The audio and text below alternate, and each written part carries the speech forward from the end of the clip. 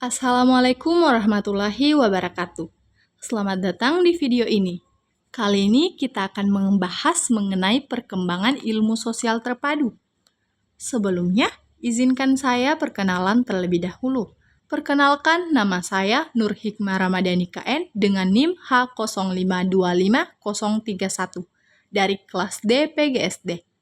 Di sini saya akan menjelaskan bagaimana perkembangan ilmu sosial terpadu untuk memenuhi tugas ujian tengah semester mata kuliah konsep dasar IPS yang diampu oleh dosen Ibu Tuti Alawiyah SPD MPD. Nah, jadi apa itu ilmu sosial terpadu? Ilmu sosial terpadu itu adalah gabungan dari berbagai cabang ilmu sosial seperti geografi, sejarah, ekonomi, sosiologi, dan politik yang dipadukan menjadi satu kesatuan pembelajaran. Tujuannya agar siswa memahami kehidupan manusia secara menyeluruh dan saling berkaitan. Nah, gabungan dari beberapa cabang ilmu sosial seperti geografi, ilmu yang mempelajari bumi dan lingkungan hidup manusia, sejarah, ilmu yang mempelajari peristiwa masa lalu untuk diambil pelajarannya, ekonomi, ilmu yang mempelajari cara manusia untuk memenuhi kebutuhan hidup, sosiologi, ilmu yang mempelajari hubungan dan interaksi antar manusia, dan politik, ilmu yang membahas sistem pemerintahan dan peran warga negara.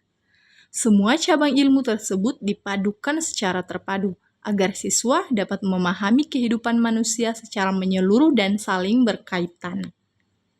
Adapun perkembangan ilmu sosial terpadu. Nah, konsep ilmu sosial terpadu mulai berkembang pada tahun 1970-an di dunia pendidikan.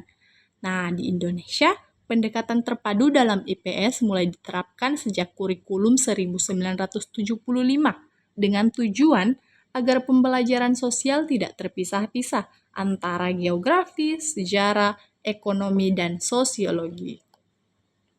Nah, perkembangannya dapat dilihat dari setiap kurikulum. Yang pertama, kurikulum 1975 sampai 1994, di mana IPS diajarkan secara tematik dan terpadu. Perkembangan kedua, kurikulum 2004 atau kurikulum berbasis kompetensi, yang disingkat KBK, di mana IPS fokus pada pencapaian kompetensi dasar. Dan perkembangan ketiga, kurikulum 2006 atau kurikulum tingkat satuan pendidikan disingkat KTSP, yang dimana kurikulum ini memberi keleluasaan bagi sekolah untuk menyesuaikan konteks lokal. Yang keempat, kurikulum 2013 atau yang disingkat K13, di mana kurikulum ini menekankan sikap, keterampilan, dan pengetahuan sosial. Dan yang terakhir, kurikulum merdeka, kurikulum yang kita gunakan sekarang, di mana kurikulum lebih fleksibel dan kontekstual dengan integrasi proyek profil pelajar Pancasila. Nah, selanjutnya tujuan utama ilmu sosial terpadu untuk membentuk peserta didik agar pertama memiliki pemahaman yang luas tentang masyarakat dan lingkungan sosialnya. Yang kedua, mampu berpikir kritis dan memecahkan masalah sosial. Ketiga, menumbuhkan kepedulian sosial dan semangat gotong royong. Dan yang keempat, mengembangkan nilai moral, nasionalisme, dan kemanusiaan. Dengan kata lain, pembelajaran IPS bukan hanya tentang teori, tetapi juga tentang bagaimana kita hidup bersama secara harmonis dan bertanggung jawab.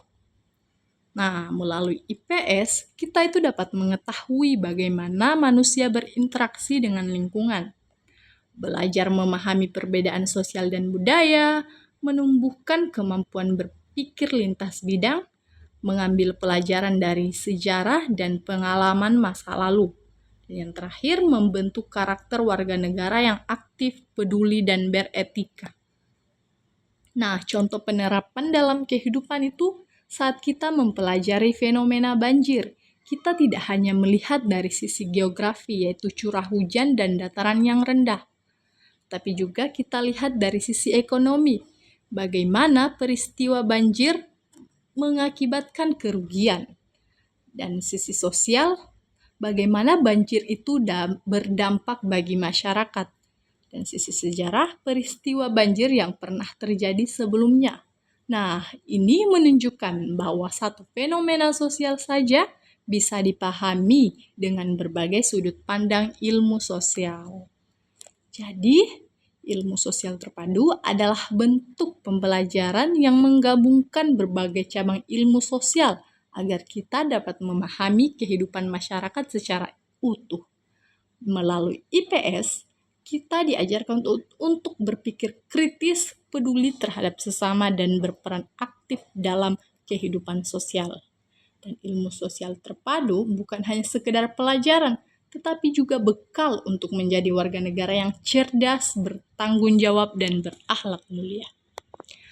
Nah, demikian penjelasan saya tentang perkembangan ilmu sosial terpadu. Semoga materi ini menambah pengetahuan kita. Terima kasih atas perhatiannya. Wassalamualaikum warahmatullahi wabarakatuh.